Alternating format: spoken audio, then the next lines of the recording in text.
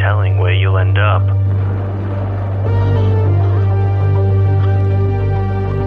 Can you make it through? To the night's end. I'll see you soon.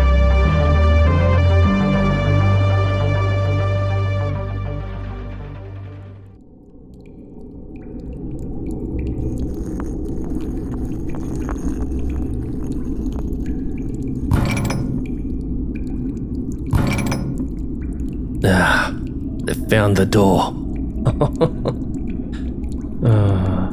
Now, don't worry, friend. Don't plan on letting them in. The thing is, I don't know which side of the door they started on. What if I'm the one who let them out? But that's a mystery for another time. I have a story for you. This one's special. Black Rain, written by Adam Fout, narrated by Bridget Howard.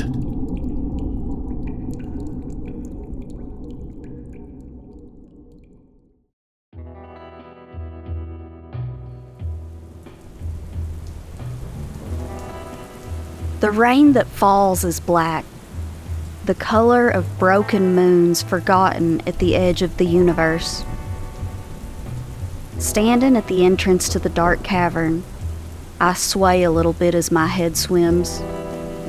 I finish the last of the whiskey, toss the bottle through the chain-link gate, out to the edge of the cavern entrance, out to where the rain will hit it when it falls.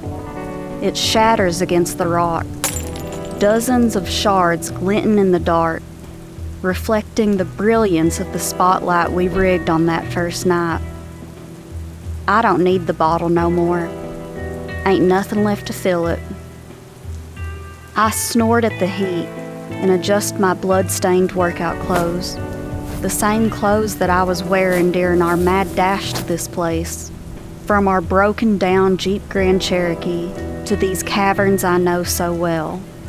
A far cry from the uniform I once wore here 5 days a week, year after year. The blood on me ain't mine. I got out of that Jeep with my wife, Amelia, my 15-year-old son, Clark, and our beagle, Hefty. I arrived at the entrance of the cavern with Hefty and Clark. Been 7 days since then. Clark disappeared on the 3rd, out into the half-forest, half-desert that lies just outside the entrance to the cavern. That's when we started locking the gate at night, when we began to wonder about the black rain, when I started drinking again after 21 years without a drop. I found the other survivors were roasting Hefty 2 days later. They never told me who did it, so I beat 3 or 4 of them within an inch of their lives before they beat me within an inch of mine. I came to a day after that, feeling sore, defeated, and about 10 years older. We finished Hefty off the next day. I didn't want his death to be a waste. We ain't eaten since. I ran out of bottled water yesterday.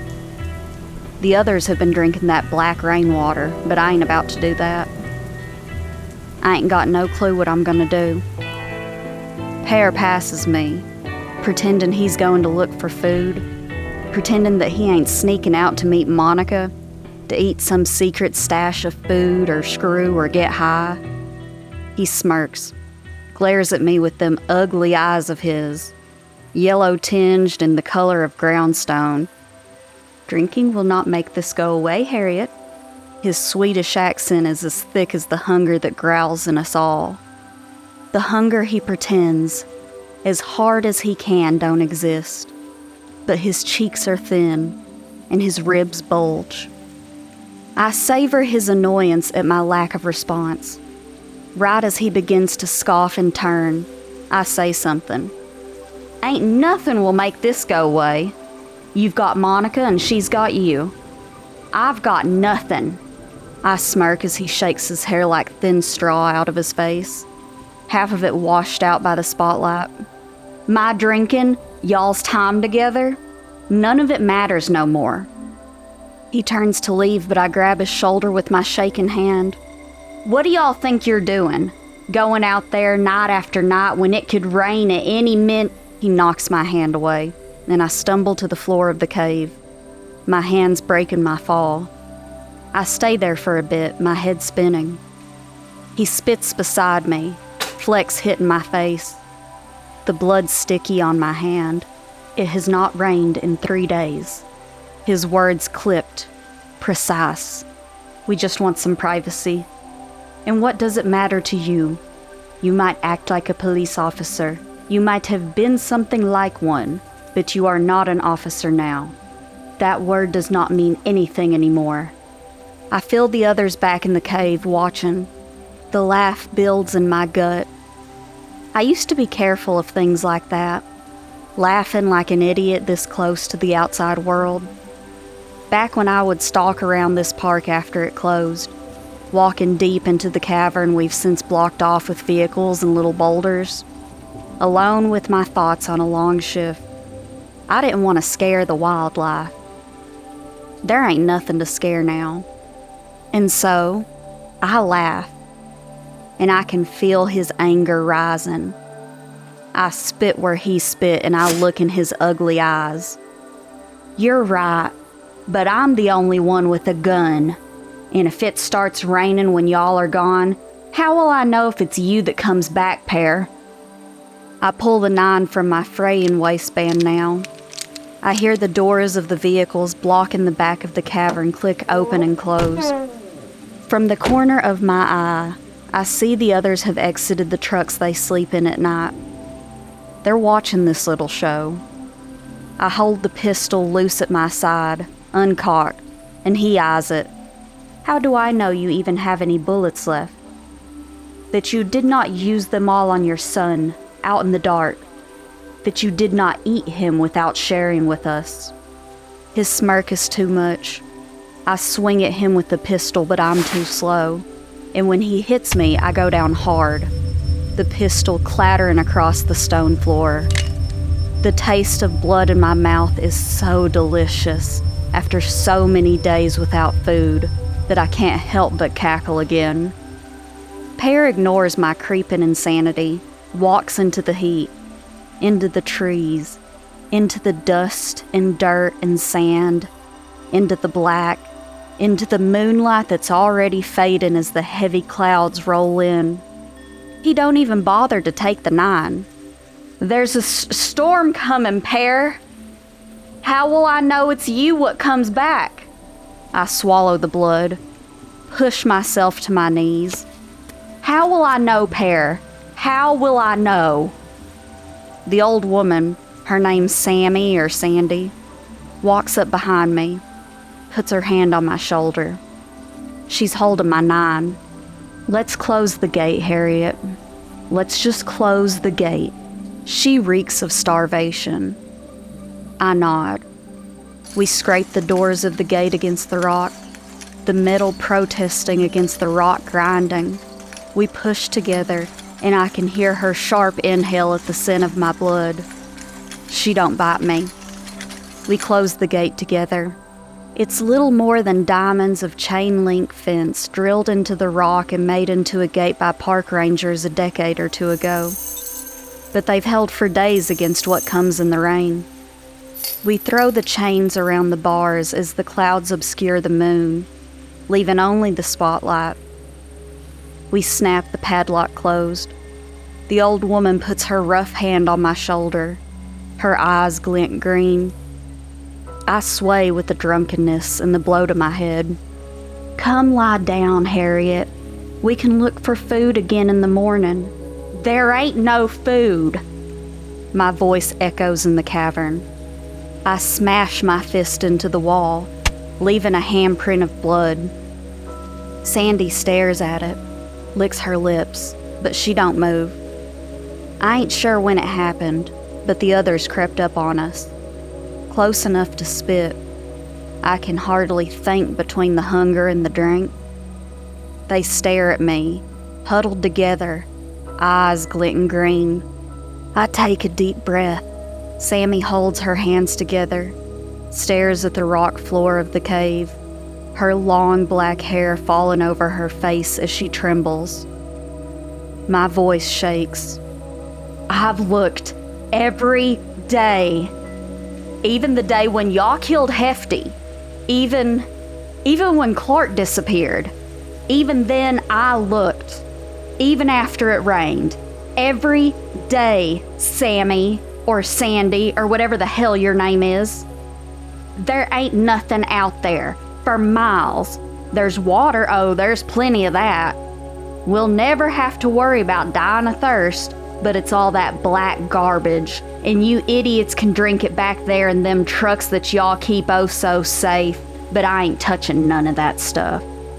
Water like ink everywhere you look, but no animals, no birds, no insects, nothing. You're from around here, aren't you? Texan? She nods. She won't look at me. Then you know there should be a damn squirrel or a cicada or something out there. Nothing. We can keep this gate closed or leave it open. It don't matter. I sigh. Everything hitting me at once. Ain't none of it matters. I slump forward and she catches me, leads me deeper into the cave and helps me onto one of the cots in a corner, away from the vehicles. I can hear her whispering to the others. She's just drunk.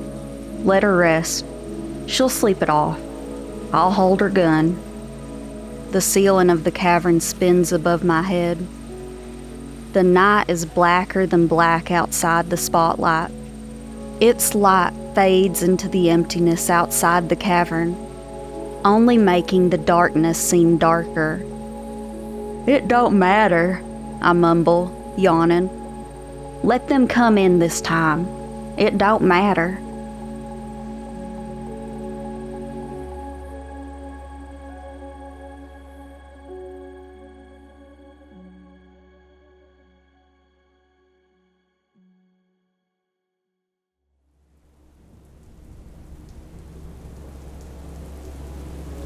I wake to wordless singing and the patter of rain. My throat constricts.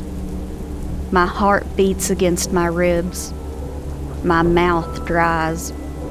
It always starts with singing, like the tapes of them monks from the Dark Ages, chanting. I never know how it'll end. I sit up and my head spins. I taste sour bile and whiskey. The hunger gnaws. The singing is like something from an ancient place, something my bones remember. I feel a lump against my back. I pull out my 9mm that I only carried when I was out with the family. I reach under the cot for my whiskey. Remember that I finished it earlier. Remember that Pear and Monica are still out there. The gates are still chained and locked. They never came back. My chest tightens. The singing grows louder. I cover my ears, but it just gets louder. The air smells wet and icy in the summer heat. The singing stops, and the gate clatters. And though I see no shadow at the chain-link fence, a whisper sounds from just behind the lock. And the words are for me, as they always are. Harriet, it says.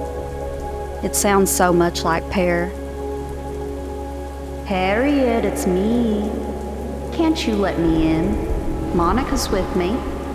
The gate shakes now, but no one is there. She's too smart for that, Pear, Monica's voice says. She ain't got her accent anymore. Aren't you, Harriet? You're too smart for us. Her ivory smile shines in the moonlight. Yes, so smart, Harriet.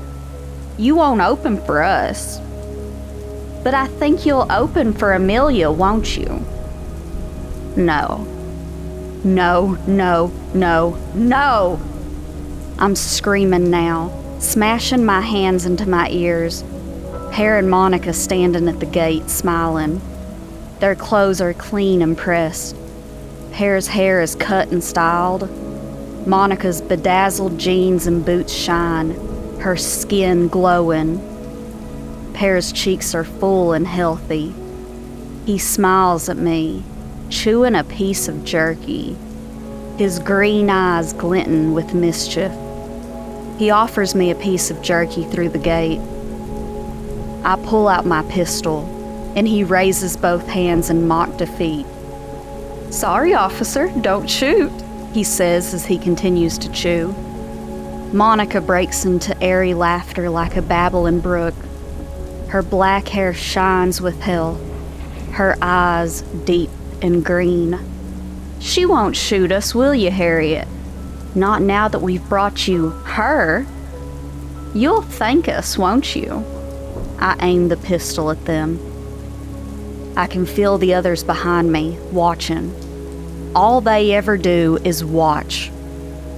Amelia don't walk forward. It's Hefty. He leaps out of the darkness, barking and whining and scratching at the gate. I drop to my knees. I start to reach forward, almost set the 9 down, my cheeks wet. "Hey, boy," I say, my voice cracking. I want so bad for this to be real. Hey there." His whining is desperate now, his eyes rolling in his head. He rolls onto his back, shakes and twitches. One of his seizures. I put the 9 in my waistband, pat my pockets frantically for his pills. Hefty jumps. His eyes flash like emeralds. I remember how he tasted, and I almost puke. The black rain is falling, hard and heavy, but Hefty's dry. I shake my head, throw the bottle of pills at Pear as hard as I can, and I pull out my 9. I fire 1 round right into Pear's skull. He don't move. He don't jerk away or dodge or duck. He just smiles. My giggle is high-pitched, cracked at first. I shoot him again. Then Monica. She laughs and covers her mouth with a delicate hand. I put a bullet in Hefty for good measure. It sings as it ricochets off the rock of the cavern entrance. He wags his tail, barks, his tongue lolling in one of them big, goofy smiles. Hefty disappears. Their smiles turn into frowns. I drop to my knees, my shirt soaking with my tears. The metal of the hot pistol burns my temple, hisses and crackles as I smell the burning hair. Monica and Pear's eyes go wide. Their hands shoot up. They begin whispering, shuffling. I stop laughing. That wasn't very nice, y'all. That was cruel. I hear footsteps, swing around. Sandy's crept within a few feet of me, her green eyes blazing in the dark. The others are right behind her. "Stop!" I shout, pushing the 9 harder into my head. "Back up! Slow!" I swear she almost hisses. "I ain't got nothing left, y'all. I swear I'll do it. Y'all really messed this one up. Y'all should have brought Amelia. That might have got me. I never saw her die. Back up!" All the liars in the cave take several steps back. Pear and Monica ain't moved. Tears run down my face. "I ain't had water in days. Y'all could have just waited for me to die. Why didn't y'all wait?" I know the answer. I ask anyway, my voice breaking. Why didn't y'all just wait for me to die? Why? And that's when they do it, the bastards. Pear and Monica are gone, and in their place, Amelia and Clark stand, tears in their eyes. They open their mouths to speak, and I squeeze my eyes shut and pull the trigger.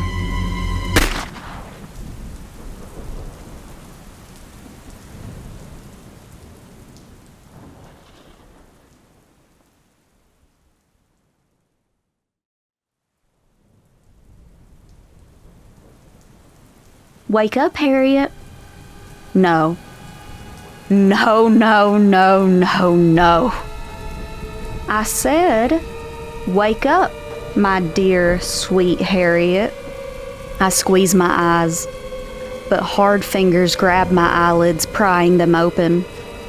Someone is holding me up, and something that looks like Pear is holding the 9 and staring at me, smiling. Amelia is there, and her face is an insect, cold and false. I try to hit her, but someone holds my arms. She pouts and frowns. Why would you try to hit me, Harriet? It's me, your amazing wife, she says, smiling this absurd smile she never, ever had. We saved you. Let her feel her head, she says to Pear. You won't try anything, will you, Harriet? They release my arm, and I swing as hard as I can. The blow glances off not Amelia's jaw, and I can feel a few of my knuckles shatter. I moan, and she's glaring now. She grabs my hand, squeezes, and I feel my fingers break. I shriek, and she holds my broken hand against my smooth temple with no goddamn bullet hole.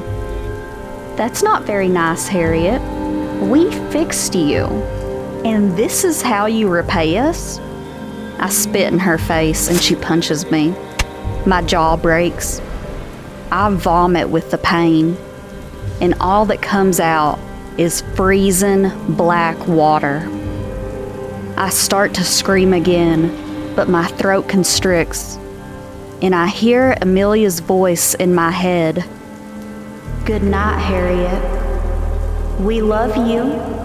And something like love fills my heart, and my body stands, and its hand mends, and it flexes open and closed, and it clacks its teeth together, and its lips twist into something that ain't a smile, and it walks out into the night.